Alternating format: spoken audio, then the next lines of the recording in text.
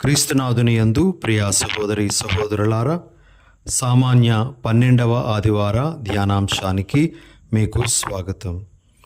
ఈరోజు మనం ధ్యానించటానికి ప్రభు మన ముందు ఉంచుతున్నటువంటి పట్టణాలు, మొదటి పట్టణము ఇర్మియా గ్రంథము 20వ అధ్యాయము 10 నుండి 13 వరకు ఉన్న వచనాలు.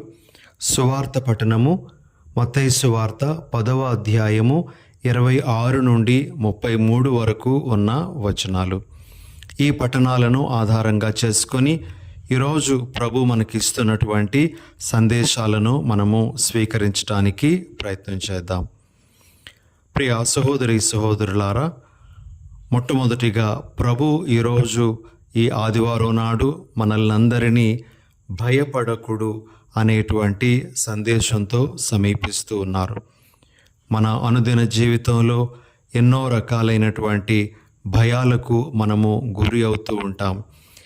ఎలాంటి భయమైనా సరే ప్రభు ఆ అన్ని భయాల గురించి మనతో ప్రస్తావిస్తూ భయపడకుడు అనేటువంటి సందేశాన్ని మనకిస్తూ ఉన్నారు.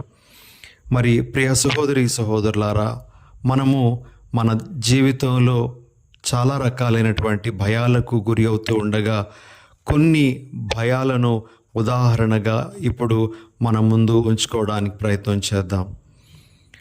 మొదటిగా, మనము ఆరోగ్య పరీక్షల నిమిత్తము హాస్పిటల్కి వెళ్ళినప్పుడు ఆ రిపోర్ట్లు ఎలా వస్తాయో, నా ఆరోగ్య పరిస్థితి ఎలా ఉందో అని మనము భయపడతాం. మన ఆర్థిక పరిస్థితులు బాగులేనప్పుడు మన భవిష్యత్తు ఎలా ఉండబోతుందో, మన కుటుంబం ఎలా ఉండబోతుందో, మన పిల్లల యొక్క భవిష్యత్తు కాబోతుందో అని మనం భయపడుతూ ఉంటాం. కుటుంబంలో ఎవరికైనా తీవ్రమైనటువంటి అనారోగ్యం సంభవిస్తే వారికి ఏం జరుగుతుందో అని మనం భయపడతాం. ఏదైనా ఒక నిర్ణయాన్ని మనం తీసుకున్న తర్వాత దాని యొక్క పర్యవసానం ఎలా ఉండబోతుందో అని కొన్నిసార్లు భయపడతాం. మనము ఒక చోట పనిచేసేటప్పుడు మన మీది అధికారులు ఒత్తిడులు మన మీద పెడుతూ ఉండేటప్పుడు మన ఉద్యోగము నిమిత్తము మనము భయపడుతూ ఉంటాం. మనకు న్యాయబద్ధంగా అందాల్సినటువంటివి అందకపోయినప్పుడు మనము కొన్నిసార్లు భయానికి గురి అవుతూ ఉంటాం. అదేవిధంగా హింసలు, క్రూరత్వం, కొట్లాటలు అనేటువంటివి జరుగుతూ ఉండేటప్పుడు ఎలా పరిస్థితి ఉండబోతుందో అని మనము భయపడుతూ ఉంటాం. ఇలా రకరకాలైనటువంటి భయాలకు మనము గురి అవుతూ ఉంటాం. ప్రతి ఒక్కరి జీవితంలో ఈ భయము అనేటువంటిది మనము సాధారణంగా చూసేటువంటి విషయమే. అయితే ఇలాంటి సందర్భాలలోనే ప్రభు మనకు ధైర్యాన్ని ఇస్తూ ఉన్నారు. భయపడవద్దు అనేటువంటి సందేశాన్ని మనకు ఇస్తూ ఉన్నారు. ప్రియులకు సహోదరి సహోదరులారా, భయానికి వ్యతిరేకం విశ్వాసం అని మనము పరిశుద్ధ గ్రంథం ద్వారా నేర్చుకుంటాం. కాబట్టి భయానికి విరుగుడు విశ్వాసం, దేవుని మీద మనము పెట్టుకునేటువంటి నమ్మకము అని మనము ఈరోజు గుర్తించాలి. ఈ విషయాన్ని ఇక్కడ ప్రస్తావించడానికి 2 ఉదాహరణలను నేను మీ ముందు ఉంచుతూ ఉన్నాను. మొదటి ఉదాహరణ లూకాసు వార్త 8వ అధ్యాయము 50వ వచనంలో మనము యేసు ప్రభు యాయీరుతో మాట్లాడుతూ ఆయన యొక్క కుమార్తె మరణించినప్పుడు ప్రభు అతడితో చెప్పేటువంటి మాట, భయపడవలదు, విశ్వసింపుము అని.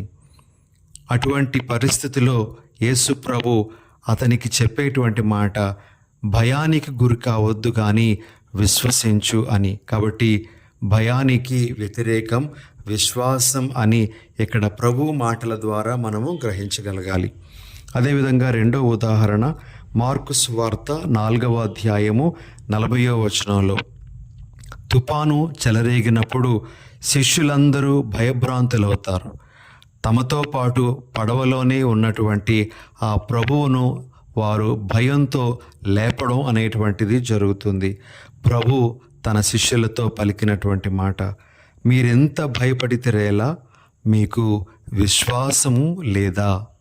ఈ విధంగా భయానికి వ్యతిరేకము విశ్వాసము అనే విషయాన్ని ప్రభు మనకు ఈనాటి పట్టణాల ద్వారా బోధిస్తూ ఉన్నారు. ప్రియ సహోదరి సహోదరులారా, భయాన్ని కలిగించే అన్ని పరిస్థితులలో మనకు ప్రభు ఇచ్చేటువంటి ఏకైక సమాధానము విశ్వాసముతో జీవించండి అని. కాబట్టి ప్రియ సహోదరి సహోదరులారా, విశ్వాసము, నమ్మిక అనేటువంటిది మన భయాల నుండి మనకు విడుదలను దయచేస్తుంది అనే విషయాన్ని మనం నమ్మాలి. మరి మనము ఏ విధంగా ఈ విశ్వాసం అనేటువంటిది భయము నుండి విడుదల చేసిందో కొన్ని ఉదాహరణల ద్వారా తెలుసుకోవడానికి ప్రయత్నం చేద్దాం. మొదటిది, ఈరోజు మనం ఆలకించినటువంటి మొదటి పఠనం ఇర్మియా గ్రంథంలో ఇర్మియా ప్రవక్త గురించి మనం ఆలకిస్తాం. ఇర్మియా ప్రవక్త దేవుని యొక్క సందేశాన్ని ఉన్నది ఉన్నట్లుగా వినిపించినప్పుడు అతనికి చాలా వ్యతిరేకత వస్తుంది. రాజు మొదలుకొని అతని యొక్క మిత్రుల వరకు కూడా ఎంతోమంది ఆయనను వ్యతిరేకించటానికి, ఆయనను తుదముట్టించటానికి ప్రయత్నం చేసినప్పుడు ఎంతో భయానికి అతడు గురి అవుతాడు. అయితే అలాంటి పరిస్థితుల్లో ఇర్మియా మరలా ధైర్యం తెచ్చుకొని ఈ విధంగా తనతో తాను మాట్లాడుకోవడం అనేటువంటిది మనం చూస్తాం. ఇర్మియా గ్రంథము 20వ అధ్యాయము 11వ వచనము. కానీ ప్రభు, బలాఢ్యుడవు వీరుడవైన నీవు నా పక్షమున ఉన్నావు. నన్ను హింసించువారు ఓడిపోయి పడిపోవుదురు. విజయము సాధింపలేక శాశ్వత అవమానము తెచ్చుకొందురు. ఈ విధంగా ప్రభు, నువ్వు నాతో ఉన్నావు కాబట్టి నేను దేనికి భయపడను, విజయము నాదే అనేటువంటి ఆ ధైర్యంతో ఇర్మియా చెప్పగలిగాడు. ప్రియా సహోదరి సహోదరులారా, అదేవిధంగా మనము కీర్తనల్లోని కొన్ని వాక్యాల ద్వారా కూడా ఏ విధంగా భక్తులు ధైర్యాన్ని పొంది జీవించారో మనము చూడవచ్చు. మొట్టమొదటి ఉదాహరణ కీర్తన 3, 5, 6 వచనాలలో మనము ఈ విధంగా చదువుతాం. ప్రభువే నన్ను కాపాడును, కావున నేను పరుండి నిద్రింతును, మరల సురక్షితముగా మేల్కొందును. 10,000 మంది శత్రువులు నన్ను చుట్టుముట్టినను నేను భీతి చెందను. ఇక రెండవ ఉదాహరణ 27వ కీర్తన 1వ వచనం. అక్కడ మనం ఈ విధంగా చూస్తాం. ప్రభువే నాకు దీపము, నాకు రక్షణము, ఇక నేనెవరికి భయపడవలెను? ప్రభువే నా జీవన కోట, ఇక నేనెవరికి భీతిల్లవలెను? అదేవిధంగా మనందరికీ బాగా పరిచయమైనటువంటి కీర్తన 23వ కీర్తన. అందులో కీర్తనకారుడు ఈ విధంగా అంటాడు, 23:4, గాఢాంధకారపు లోయలో పయనించినప్పుడును నేనెట్టి అపాయమునకు భయపడను. ఎందుకన నీవు నాకు తోడుగా ఉందువు, నీ రాజదండము, నీ చేతికర్ర నన్ను కాపాడుచుండును. ప్రియమైన సహోదరి సహోదరులారా, ఈ ఉదాహరణలన్నింటిలో కూడాను భక్తులు ఏ విధంగా తమ భయాలలో దేవుని యందు విశ్వాసాన్ని కలిగి జీవించారో మనము అర్థం చేసుకోగలము. ఇక్కడ మనకి 2 ముఖ్యమైనటువంటి సందేశాలు ప్రభు ఇస్తూ ఉన్నారు. మన భయాలలో మనము ఎల్లప్పుడూ దృష్టిలో ఉంచుకోవలసింది ఏమిటి అంటే, నా ప్రభువు నా పక్షాన ఉన్నాడు, నా ప్రభువు నాతో ఉన్నాడు, కాబట్టి నేను దేనికి భయపడను. నా ప్రభువు ప్రేమ నుండి నన్ను ఏది దూరము చేయలేదు అనేటువంటి ఆ నమ్మకము మనకు ఉండాలి. ప్రభు యొక్క సన్నిధానం, ప్రభు యొక్క తోడు మనకి ఉంటుంది అనేటువంటి ఆ ధైర్యంతో మనము ఉండాలి అని ప్రభు మనకు నేర్పిస్తున్నారు. ఇక రెండవ విషయం ఏమిటి అంటే, మన యొక్క భయాలలో మనము చేయాల్సింది ఏమిటి అంటే, మన ప్రతి భయాన్ని, ప్రతి ఆందోళనను మనము ప్రభువునకు సమర్పించుకోవాలి.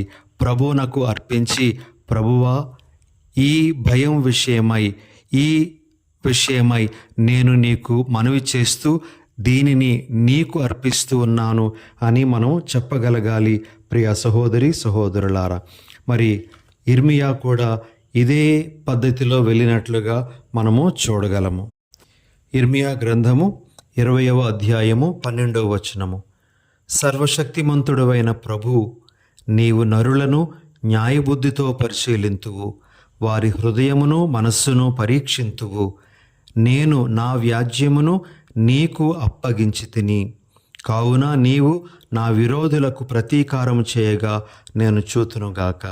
ఇక్కడ ఇర్మియా మాటల్లో మనము గ్రహించాల్సినటువంటిది ఏమిటి అంటే, ఇర్మియా తన యొక్క సమస్యను ప్రభు చేతులకు అప్పగించినట్లుగా మనం చూడగలం. ఇదే విషయము మనందరము కూడా నేర్చుకోవాలి అని ప్రభు మనకు తెలియజేస్తూ ఉన్నారు. మన యొక్క భయాలన్నిటినీ కూడా మనము ప్రభువునకు సమర్పించుకొని ప్రభు చేతులకు అప్పగించడం అనేటువంటిది మనం చేయగలగాలి. అలా చేసేటప్పుడు మన యొక్క భయాలన్నింటినీ కూడా ప్రభువు మార్చేటువంటి ఆ యొక్క పరిస్థితి వస్తుంది. ప్రియ సహోదరి సహోదరులారా, కాబట్టి భయపడకుడు అనేటువంటి సందేశాన్ని ప్రభు మనకు ఇస్తూ ఉండగా, మనము ప్రభువునందు విశ్వాసముతో జీవిస్తూ భయాలకు దూరంగా ఉండడానికి ప్రయత్నం చేయాలి అని ప్రభు మనకు తెలియజేస్తూ ఉన్నారు. ఇక ఈనాటి పఠనాల ద్వారా మనకు వచ్చేటువంటి రెండవ సందేశం ఏమిటి అంటే, మనము ఎవరికి భయపడాలి, ఎవరికి భయపడకూడదు అనే విషయాన్ని ప్రభు మనకు ఈరోజు తెలియజేస్తూ ఉన్నారు. మొట్టమొదటిగా మనము ఎవరికి భయపడకూడదు అంటే, మన శరీరమును మాత్రము నాశనం చేసి మన ఆత్మకు ఏమీ చేయలేనటువంటి వారికి మనము భయపడాల్సినటువంటి అవసరం లేదు అని ప్రభు మనకు తెలియజేస్తూ ఉన్నారు. మన యొక్క శరీరాన్ని మాత్రమే నాశనం చేయగలిగేటువంటిది ఎవరు అని ఆలోచిస్తే, ప్రియ సహోదరి సహోదరులారా, మనుష్యులు, అదేవిధంగా సైతాను మన యొక్క శరీరాన్ని మాత్రమే నాశనం చేయగలరు, కానీ మన ఆత్మకు ఏ కీడు కూడా చేయలేరు. అయితే మన శరీరాత్మలను నరకమున పడద్రోయగలవారు ఎవరు అంటే మన దేవుడు.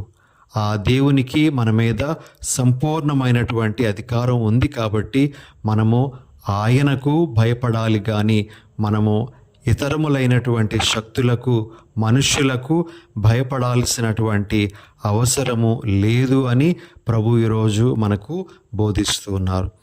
ఈ సందర్భంలో ప్రియ సహోదరి సహోదరులారా, వేదహింసలు పొందినటువంటి ఎంతో మంది యొక్క వీరగాథలను మనము గుర్తు చేసుకోవచ్చు. అయితే అందులో ఒకటి ఇప్పుడు నేను ప్రస్తావించాలనుకుంటూ ఉన్నాను. 1992వ సంవత్సరము అక్టోబర్ 25వ తారీఖున అప్పటి పోపు గారైనటువంటి 2వ జాన్ పాల్ పోపు గారు 122 మంది వేద సాక్షులకు ధన్యతా పట్టం కట్టడం జరిగింది. అయితే ఈ 122 మంది వేద సాక్షులలో 51 గురు విద్యను అభ్యసిస్తున్నటువంటి సెమినేరియన్లు. ఆ రోజుల్లో అనగా 1936వ సంవత్సరంలో స్పెయిన్ దేశంలో జరిగేటువంటి ఒక సివిల్ యుద్ధంలో చాలా వేద హింసలు జరిగాయి. సుమారు 60 మంది వ్యక్తులు ఒక సెమినరీ మీద దాడి చేసి, మొదటిగా ఆ సెమినరీ యొక్క అధ్యాపకులు, రెక్టర్ ఫాదర్ గారిని, అదేవిధంగా ఆధ్యాత్మిక గురువును, కోశాధికారిని, ఇక పెద్ద అధికారులందరినీ కూడాను అందరూ చూస్తుండగానే మరి కాల్చి చంపడం జరిగింది. అక్కడ ఉండేటువంటి సుమారు 51 మంది సెమినేరియన్లను వారు ఒక చోట బంధించి వారిని 20 చొప్పున బయటకు తీసుకొని వచ్చి కాల్చడం జరిగింది. ప్రియ సహోదరి సహోదరులారా, అయితే ఈ సెమినేరియన్లు ఆ ప్రాంతంలో బంధింపబడినప్పుడు వారు తమ మనసులో ఉండేటువంటి ఆ భావాలను అక్కడ ఉండేటువంటి గోడల మీద కానీ, చెక్కల మీద కానీ, లేక అక్కడ ఉండేటువంటి వస్తువుల మీద కానీ వారు చిన్న చిన్న వాక్యాల రూపంలో రాయడం జరిగింది. వారు రాసినటువంటి వాక్యాలు ఈ విధంగా మనకు కనబడుతూ ఉన్నాయి. ప్రియమైనటువంటి సహోదరి సహోదరులారా, మేము మిమ్ములను ప్రేమిస్తూ క్షమిస్తూ చనిపోతాము అనే మాట వారు రాసుకున్నారు. అదేవిధంగా మేము మా జీవితాలను మీకోసం అర్పిస్తాం, తద్వారా మీరు కూడా రక్షింపబడాలి అనేటువంటిదే మా ఉద్దేశం అని వారు రాసుకోవడం జరిగింది. ఇలా వారు ఎటువంటి భయానికి గురి కాకుండా ఆ వేదహింసల సమయంలో వారు ధైర్యంగా జీవించగలిగారు. మరి వారు ఆ జైల్లో ఉంటూ ఉండగా తమ తల్లిదండ్రులకు రాసినటువంటి ఉత్తరాలలో కూడా 2-3 వాక్యాలు మనం చూసినట్లయితే ఏ విధంగా కనబడతాయి. ఒక గురు విద్యార్థి తన తల్లిదండ్రులకు రాస్తూ, ఈ ఉత్తరం వచ్చినప్పుడు నా గురించి మీరు ఏడవకుండా నా గురించి మీరు ఆనందించి సంతోషించండి, ఎందుకంటే దేవుడు నాకు ఒక మంచి బహుమానమును ఇస్తూ ఉన్నాడు. తన యొక్క వేద సాక్షిగా మరణించేటువంటి ఆ భాగ్యాన్ని నాకు ఇస్తూ ఉన్నాడు. కాబట్టి ఈ వరానికి గాను దేవుని స్తుతించండి అని ఒక సెమినేరియను తన తల్లిదండ్రులకు రాయడం జరిగిందట. అదేవిధంగా ప్రియమైనటువంటి సహోదరి సహోదరులారా, ఇంకొక సెమినేరియన్ తన యొక్క తల్లిదండ్రులకు రాస్తూ, నేను యేసు ప్రభు యొక్క వేద సాక్షిని, కాబట్టి మీరు నా గురించి సంతోషించండి అని తన తల్లిదండ్రులకు వ్రాయటం జరిగింది. ఈ విధంగా ప్రియ సహోదరి సహోదరులారా, ఆనాడు వారు తమ యొక్క శరీరాన్ని మాత్రమే నాశనం చేసేటువంటి వారికి ఏమాత్రము భయపడకుండా దేవునికి మాత్రమే భయపడి వారు తమ జీవితాలను అర్పించుకోగలిగారు. ఈ విధంగా ఈరోజు ప్రభు మనకిస్తున్నటువంటి సందేశం ఏమిటి అంటే, మనము భయపడాల్సినటువంటిది దేవునికే. ఆ దేవునికి లోబడి మనము జీవించడానికి ప్రయత్నం చేయాలి. మరి ఆ దేవునికి మనము ఎప్పుడైనా సరే మన యొక్క పాపముల ద్వారా బాధను కలిగిస్తూ ఉన్నామేమో అనేటువంటి భయంతో మనం ఉండాలే కానీ మనము మన యొక్క శరీరాన్ని వివిధ రకాలుగా నాశనం చేసేటువంటి మనుషులకు కానీ లేదా సైతానుకు కానీ భయపడాల్సినటువంటి అవసరం లేదు అని ప్రభు ఈరోజు మనకు బోధిస్తూ ఉన్నారు. కాబట్టి ఇది 2వ సందేశంగా మనం స్వీకరిస్తూ దేవునికి మాత్రమే భయపడుతూ జీవించేటువంటి వరాన్ని ఆ ప్రభు మనందరికీ అనుగ్రహించాలి అని ఈరోజు మనము ప్రార్థన చేసుకుందాం. ఆమెన్. చిన్న ప్రార్థన చేసుకుందాం. దయగల సర్వేశ్వర, ప్రేమగల మా తండ్రి, మీ పరిశుద్ధ నామానికి స్తోత్రాలు. ప్రభువా, ఈరోజు భయపడకుడు అనేటువంటి సందేశంతో మీరు మమ్ములను సమీపిస్తూ ఉన్నారు. ప్రభువా, మాలో అనేకమైనటువంటి భయాలు, ఆందోళనలు ఉండగా వాటన్నింటినీ మీకు సమర్పిస్తూ ఉన్నాం. మీరు మాకు తోడుగా ఉన్నారు అనేటువంటి ధైర్యంతో ప్రభువా మేము జీవించడానికి ప్రయత్నం చేస్తూ ఉండగా మా భయాలన్నీ మీరే తొలగించి మాకు నెమ్మదిని ప్రసాదించండి. ప్రభువా, మేము మా జీవితంలో భయపడాల్సినటువంటిది మీకే అని మీరు మాకు తెలియజేస్తూ ఉన్నారు. ప్రభువా, ఎందుకు అంటే మేము మా పాపముల ద్వారా మీకు ద్రోహం చేసి తద్వారా మీకు దూరమైపోతాము అనేటువంటి ఆ భయంలో మేము ఉండాలి అని మీరు మాకు తెలియజేస్తూ ఉండగా అలాంటి అవగాహనను మాకు దయచేయండి.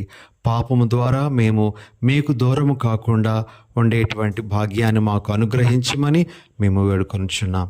ఈ మా మనవులన్నీ మా ప్రభువైన యేసు నామమున అడిగి వేడుచున్నాము తండ్రి. ఆమెన్.